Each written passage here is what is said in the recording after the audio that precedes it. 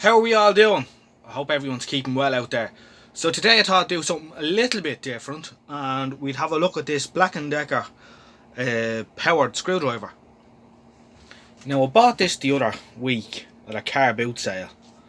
50 pence is what I paid for it. No charger with it, and it's dead. But the only reason I bought it was John had one of these in the TV shop, and he had it for years and years.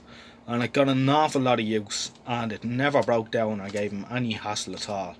And the only reason he stopped using it was one night the TV shop was broken into and they robbed it, and they didn't nick the charger with it, they just nicked it, so it was no use to them at all.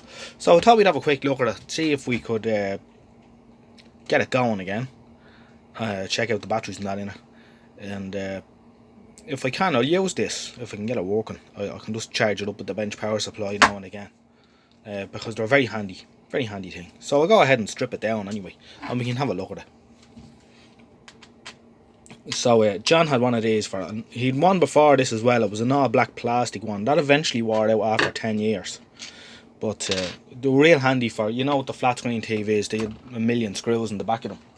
So it made life a lot easier. It could take you half an hour with a screwdriver. With this, you'd whiz through them. So you have a pin here that holds the gearbox on the front. So the trick is not to let all the little gears fall out. If we can do that. So as we can see, we can get in here. We have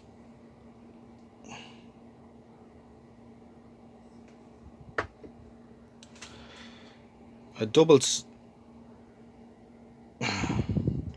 You've got a double epicyclic, 2 epicyclic gears, and then you've got these roller pins here, rollers, and they act as a brake to lock it. So if you let go, the shaft will stop turning. They're like a clutch, and you can use it like a normal screwdriver just to get that extra little bit of tightness on it. So that's it. You can see there's a little bit of grease still on it. Get the light on this, it's not great. Turn on the light here, that's much better. So still a bit of grease in there, so that's good. I don't think this has had an awful lot of use. There's no wear on the gears. So it's well made little thing. So I'm just trying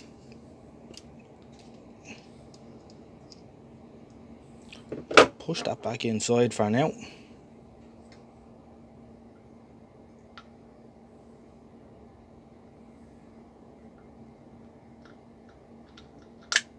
There we go, back together. You can see there the way it locks. That's the pins locking up against the collar. So anyway, let's have a look at the old electrical part. These are nice and simple.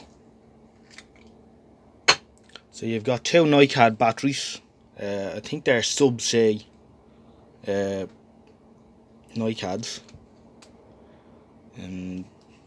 So 2.4 volts altogether. You've the switch here, which switches the polarity to the motor for forwards and backwards. And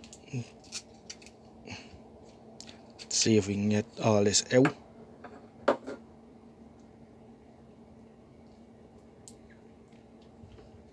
So that's it. There's no electronics or nonsense in this. The only thing you have is a diode to protect it from reverse polarity should it go into the charger the wrong way around. So that's it. It's lovely and simple. So we'll check the batteries with the multimeter and see if there's any electricity left in them, and then I'll give it a little charge on the bench power supply.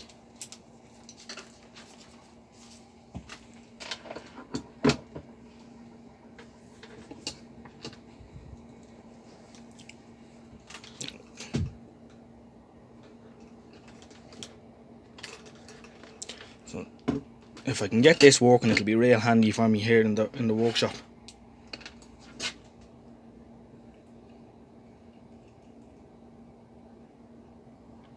Right, so there's 1.1 volt in that one. Let's see what the next one's like. 1.1 there.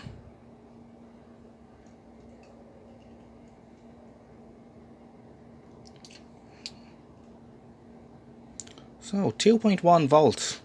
So they're not flat. So I wonder if we have a switching issue.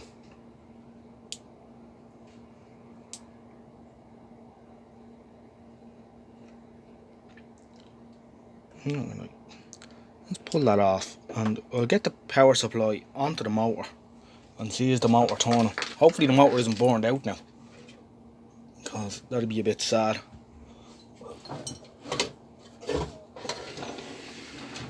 Bring the power supply into view.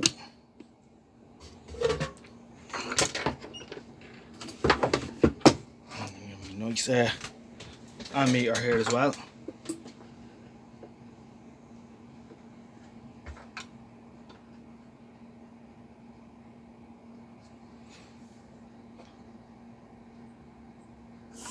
Oop.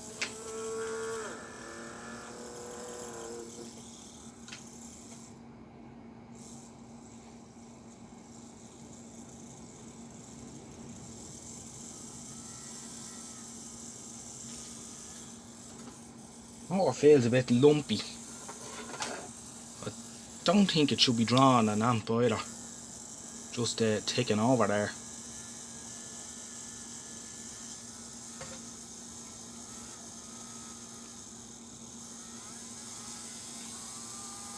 I saw the 2.4 volts there.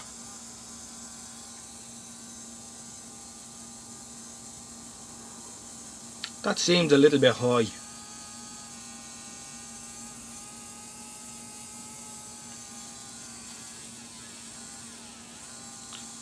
Alright, I'll pause it here and we'll get a little bit of oil on the bearings and see if that makes any difference.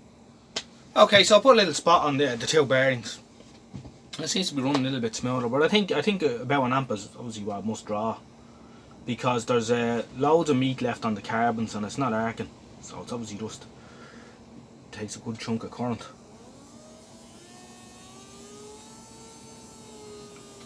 It's about 2.5 volts there. So what I'll do is I'll put the batteries on charge in it for a while.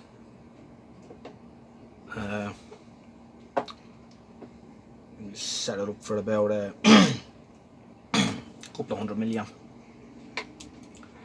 and we'll see how we get on again with it.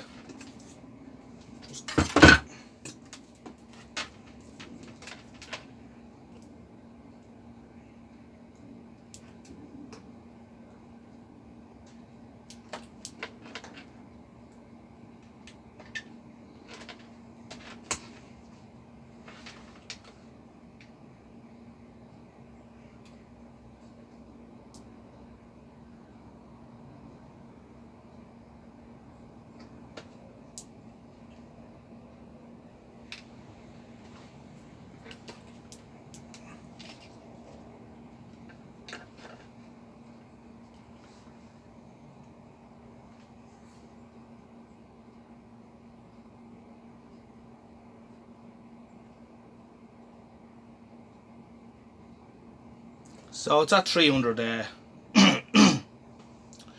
it's at 3 volts there. It's drawing about 100 milliamps, so we'll leave it like that for a while and see how we get on. Right, so I've had it on charge for a while, and the batteries have come up and we're in business. So I'm going to stick it back together now and see if we can actually screw something with it. Right, we're all back together again. She's working away, so we'll have a go at screwing something. And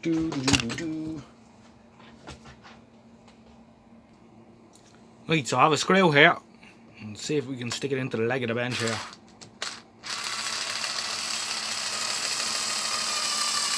It'll never have to screw anything as difficult as this anyway.